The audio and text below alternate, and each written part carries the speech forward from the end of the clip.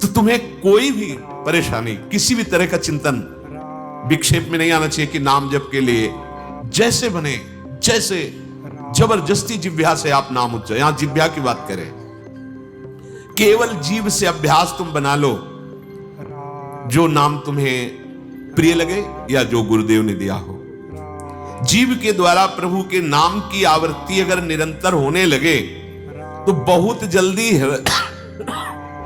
हृदय के जो पाप वासना मल हैं वो सब नष्ट हो जाते हैं। ध्यान से सुनो इसे। यदि हम बहुत काल तक, पतंजलि जी ने भी कहा, दीर्घ काल निरंतर सत्कार सेवितो दृढ़ भूमि, दीर्घ काल तक निरंतर आदर के साथ नाम जप करे, तो कह रहे जीभ के द्वारा प्रभु के नाम की आवृत्ति निरंतर होने से पूर्व के जितने मल हैं, जितने संचित पाप हैं, जितने विक्षेप हैं, वो सब नष्ट हो जाते हैं। अभी तो शुरू ही नहीं किया है, अभी तो विक्षेप ही विक्षेप है, मल ही मल है, और आप कहते हो हमारे दुख दूर हो जाए। नाम जप करो, दुख दूर होने की बात क्या, दुख की निशानी नहीं रह जाएगी। जैसे अगाध समुद्र में मछली किलोल करती है, ऐसे हरि शरण में जो जीव होता है, भजन करता है, उसे अपार सुख मिलता है। सुखी मीन जिमी नीर अगाधा। अब तीसरी बात है, ये बहुत क्रम से जोर की, जैसे स्मृति तो उससे सब कुछ अनुभव होगा, पर उसकी प्राप्ति नाम जप से होगी। अब नाम जप में हमारी रुचि, नाम जप में हमारी भावना पुष्ट हो, उसके लिए कह रहे हैं तीसरी बात बहुत आवश्यक है, भगवान की कृपा पर पूर्ण विश्वास होना।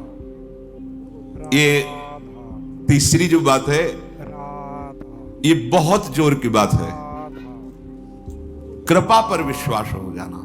भगवान हम पर कृपा किए हैं और उनकी कृपा से हमको निश्चित भगवत प्राप्ति होगी। कई बार विश्वास की, कृपा की चर्चा हुई है। ये तीसरी बात बहुत आवश्यक है उपासक के हृदय में। भगवान के कृपा बल से अब मुझे निश्चित भगवत प्राप्ति होगी, इसमें कोई संदेह नहीं है। देखो, पहली बात, स्मृति से सब कुछ प्राप्त हो जाएगा, पर बड़ा कठिन है, क्योंकि स्मृति तो हमारी जगत के भोगों की चल रही, संसार की, देह की। तो बोले नाम जप जो है वो आपकी स्मृति को जागृत कर देगा। जितना आप अधिक नाम जप करेंगे, आपके पाप सब नष्ट हो जाएंगे।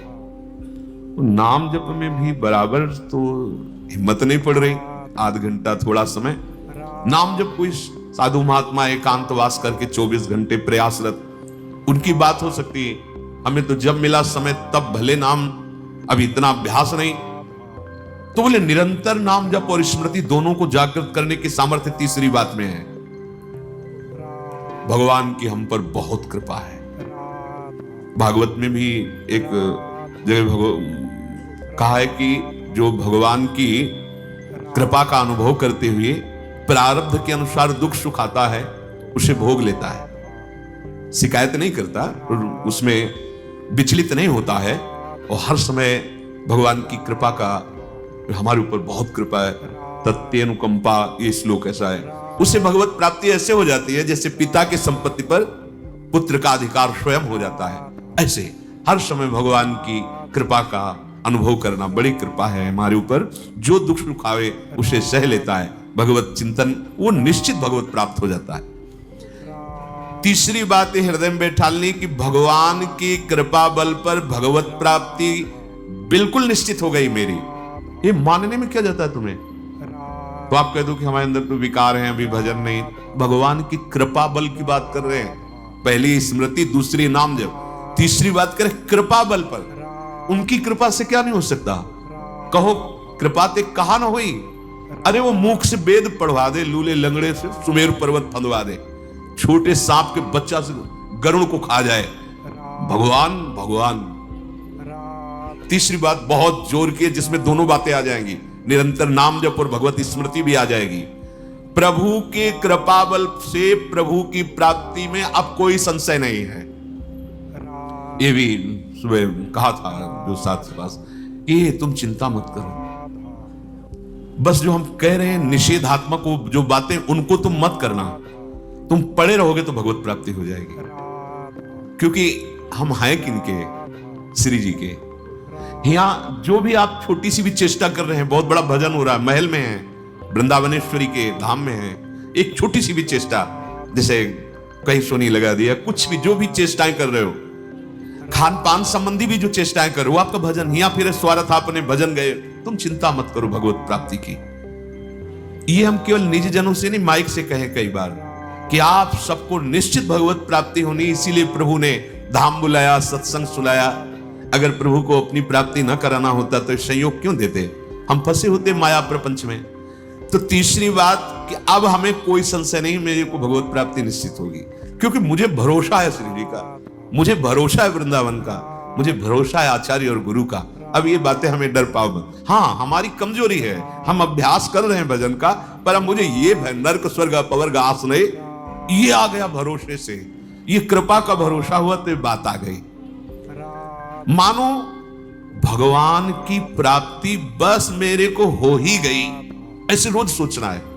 हे महापुरुषों के वचन है। तीसरी बात बहुत जोर की है, नाम जप और भगवत स्मृति इसी में आ जाएगी, क्योंकि भगवान की कृपा से सब कुछ हो जाता है। मुझे इस जन्म में भगवत प्राप्ति पक्का होगी, भगवान की कृपा बल से, प्रियाजू की कृपा से। अब मुझे ऐसी भावना करनी कि बहुत जल्दी भगवत प्राप्ति मेरे में अब अनुभव हो रहा है कि प्रियालाल की कृपा बढ़ रही है, विकार क्षीण हो रहे हैं, भाव बढ़ता जा रहा है, मुझे बहुत जल्दी भगवत प्राप्त। ये सोचना है, सोचना है। जब हम गंगा किनारे भ्रमण कर रहे थे तो एक लाल जी योगी नाम के महात्मा थे, तो रात्रि में, प्राय संत जन रात्रि में जगते हैं, तो वो उनसे मिलने गए, तो रेत में ऐसे कपड़े का वो तंबू उसी में थे। उन्होंने कहा देखो, तुम्हें जो बनना है वो सोचो, जो सोचोगे वही बन जाओगे। छोटी सी डायरी रखते थे, लिखा उसी समय, आज भी वो लिखी रखी, जो तुम्हें बनना है वो सोचो, वैसा सोचो, जैसा सोचोगे वैसा तुम बन जाओगे। सोचो, भगवान की हम पर बहुत कृपा है, हमारे अंदर दैवी संपदा बढ़ रही है, विकार धीरे धीरे क्षीण हो रहे हैं, मतलब मुझे प्रभु मिलने वाले हैं, मुझे प्रभु मिलने वाले। आप देखो इसका प्रभाव देखो, प्रभु की कृपा से अवश्य अवश्य अवश्य मुझे भगवत प्राप्ति होगी। बस अब तो भगवत प्राप्ति होगी ही, क्योंकि प्रभु की कृपा है। ये शब्द पकड़ो, अंदर तुम्हारे अंदर अपने में कोई बल नहीं, अपने में कोई साधना नहीं, पर यहां कृपा की बात है, भगवत कृपा, भगवत कृपा बल। अपनी असमर्थता, बहुत अमृत में वचन है, अपनी असमर्थता, अपनी अयोग्यता, अपना अनाधिकारपन, ये है क्या?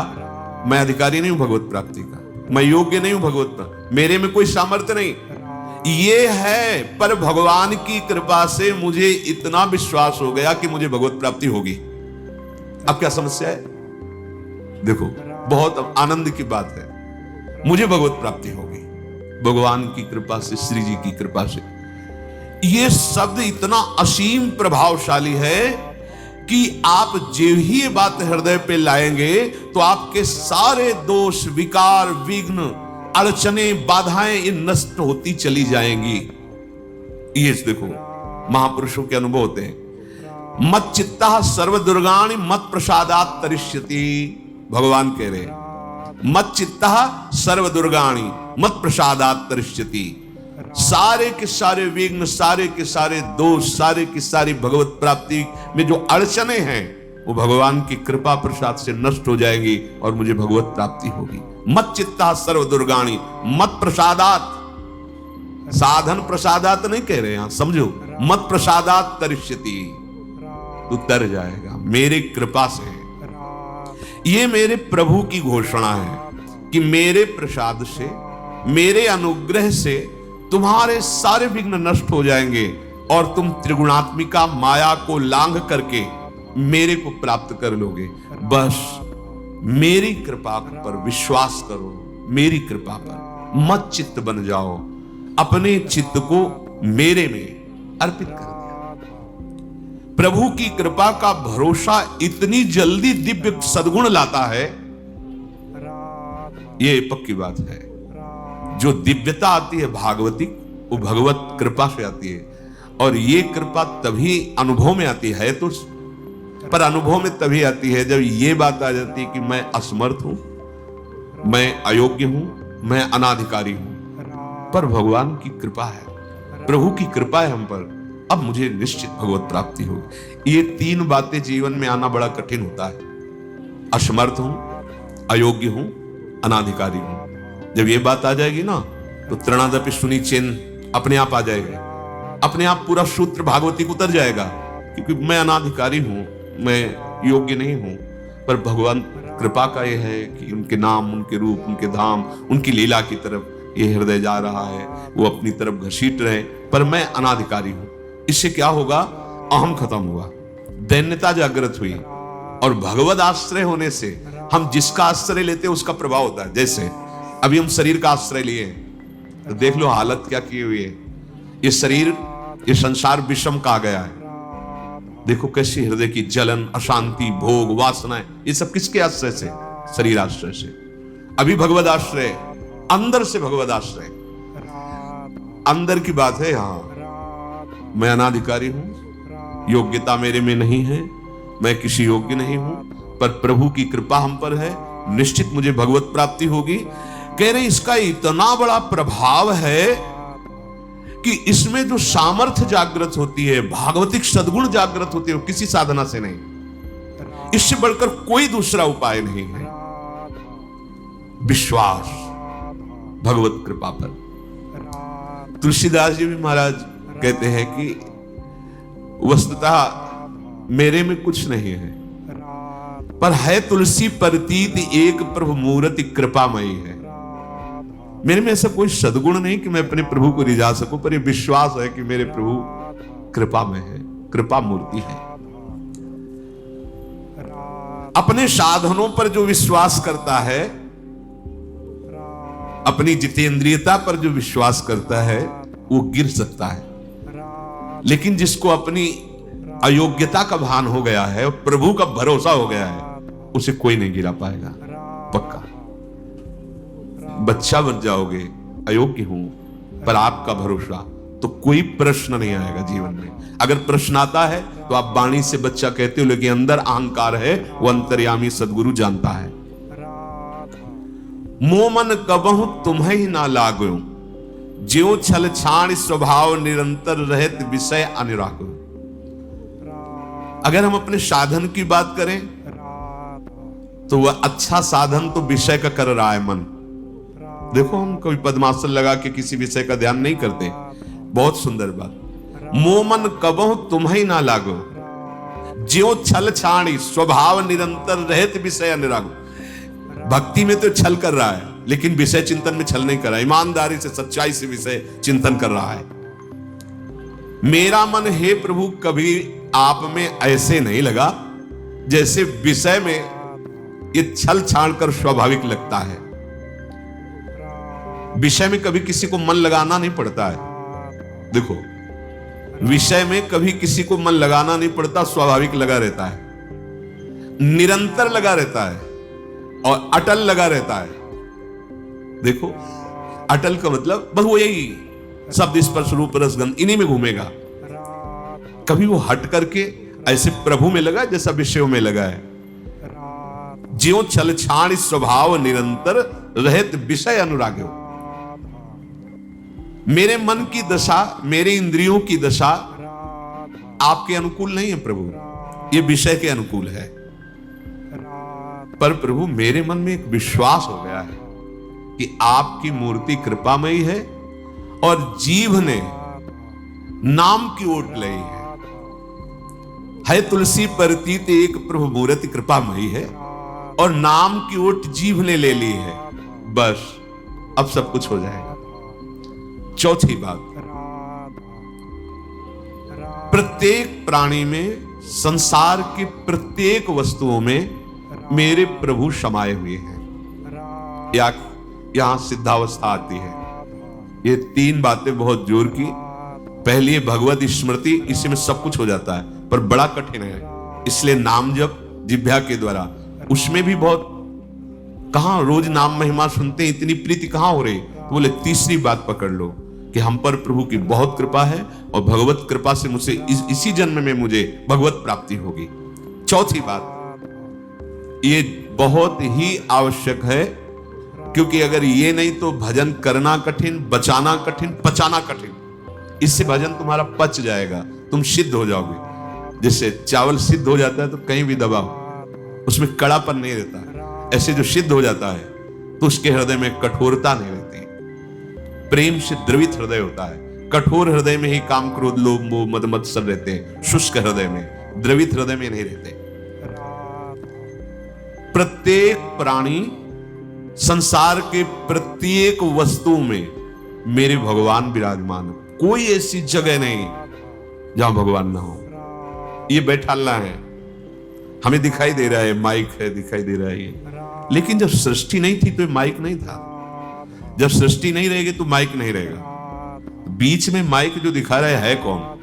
जो सृष्टि के पहले था, जो सृष्टि के बाद में था, वही बीच में भी। मत्ता पर तरम नान्यत किंचित अस्ति, किंचन मात्र, कुछ और नहीं, मेरे प्रभु बने हुए हैं। प्रहलाद जी की सिद्धावस्था यही तो हुई थी गुरुदेव नारद की कृपा से। सर्वत्र भगवान है, तो खंबे से भी नरसिंह भगवान बने।